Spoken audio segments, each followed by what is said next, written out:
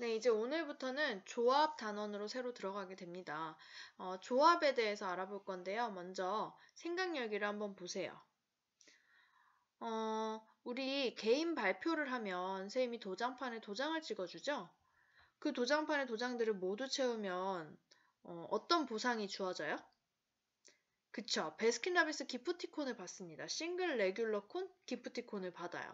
그래서 도장판을 모두 채운 땡땡이가 수학쌤께 베스킨라빈스 기프티콘을 받아서 베스킨라빈스에 간 거예요. 근데 신나서 갔겠죠. 베스킨라빈스에 갔습니다. 갔는데 이게 웬일?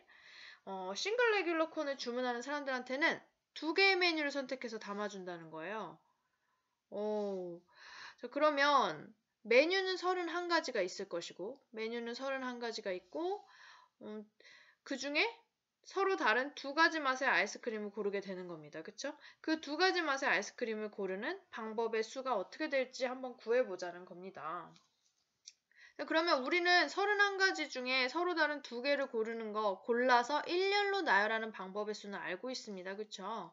알고 있어요. 그거는 어떻게 되는 거예요? 그것은 그쵸? 그것은 31 P2가 됩니다. 그쵸?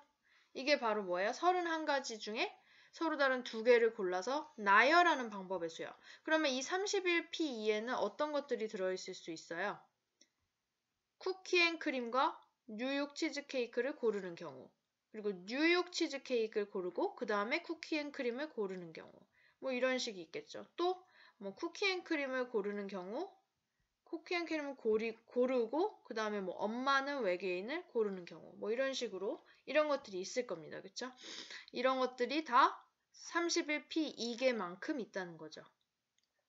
그래서 31가지 맛의 아이스크림 중에 서로 다른 2가지 맛의 아이스크림을 골라 콘에 쌓는 방법의 수를 순서를 고려한다면 우리가 31P2가 될 거라는 거죠.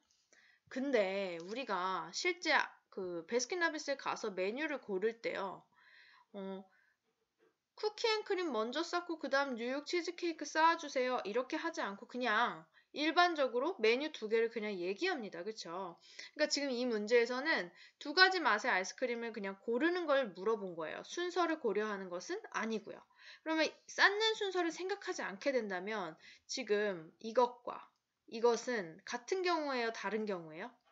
이제 같은 경우가 되는 겁니다. 즉, 2개를 우리가 한 개로 쳐야 된다는 거죠.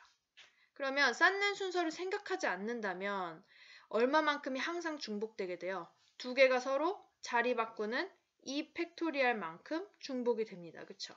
그렇기 때문에 31가지 맛의 아이스크림 중에 2가지 맛의 아이스크림을 고르는 방법의 수는 처음에는 순서를 고려해서 31P2를 계산했다가 그 다음에 중복되는 만큼으로 나눠줘야 되니까 2 팩토리얼 만큼으로 나눠주게 된 게 되죠.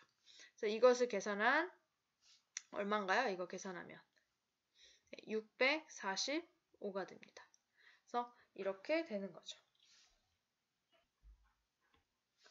아이고 잘못 썼네요. 645가 아니라 465입니다. 그래서 465가 돼요. 네, 이렇게 서로 다른 n개에서 r개를 뽑아 일렬로 나열하는 거 말고 순서를 생각하지 않고 그냥 r개를 뽑기만 하는 이러한 것을 우리가 조합이라고 하거든요. 그러면 조합의 내용을 이제 정리해 보도록 합시다. 자, 서로 다른 n개에서 순서를 생각하지 않고 r개를 택하는 것을 우리가 조합이라고 하고요. 네. 그리고 이 조합의 수를 기호로는요. 우리가 순열에서는 퍼뮤테이션의 앞자 P를 땄습니다. 그쵸?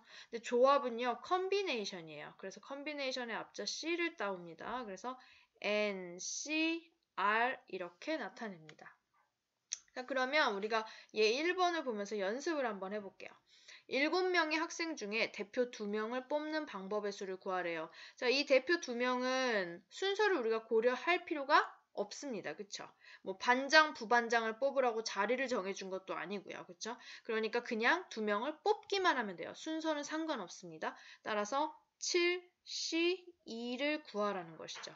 자, 7C는 그럼 어떻게 구하면 되겠어요? 얘는 우선은 순서를 고려한다고 치고 7P2로 구한 다음에 순서 바꾸는 경우만큼을 나눠주면 되죠. 그러면 두 개를 뽑아서 순서 바꾸는 경우 2팩토리얼입니다. 그쵸?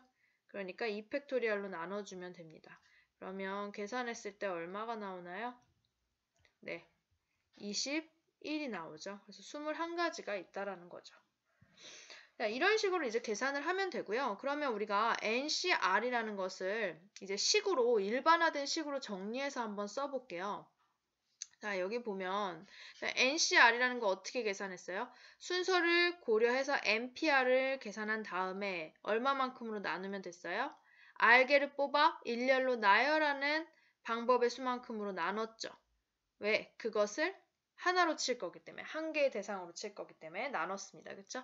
그러면 이것은 다시 정리하면 NPR이라는 것이 어떻게 계산하는 거예요? N 팩토리얼 나누기 n-r 팩토리얼이었잖아요. 그쵸? 그러니까 이것을 그대로 여기다 넣으면 n 팩토리얼 나누기 n-r 팩토리얼이 될 것이고 이 옆에 r 팩토리얼만큼을 더 곱해서 나눠주시면 되는 거죠. 그쵸? 그래서 이렇게 될 거고요.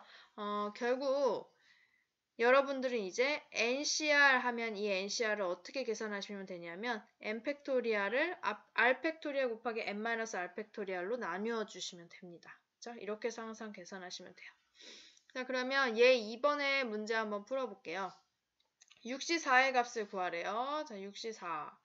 그러면 우리가 방금 일반화 시켰던 그 식을 그대로 한번 적용을 해봅시다. 6시4. 그러면 6 팩토리얼 나누기 6-4 팩토리얼 그러니까 2 팩토리얼 곱하기 4 팩토리얼이 되겠죠. 이렇게. 그쵸? 이거 그대로 계산하시면 돼요. 이거 계산하면 얼마 나오나요? 15 나옵니다. 그쵸? 이렇게 계산할 수 있고요.